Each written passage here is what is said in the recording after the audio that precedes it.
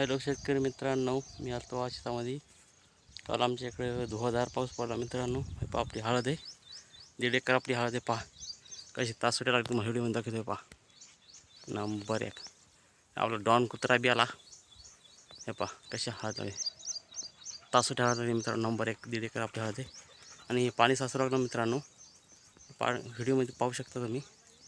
ते पाणी काढण्यासाठी मी आलो मित्रांनो. हे पहा हे खोरं आणि नाली करायला इथून हे पाणी काढून द्यासाठी ही नाली करायला मित्रांनो. कारण कसं आहे मित्रांनो की पाणी साचणं चांगलं नाही मित्रांनो.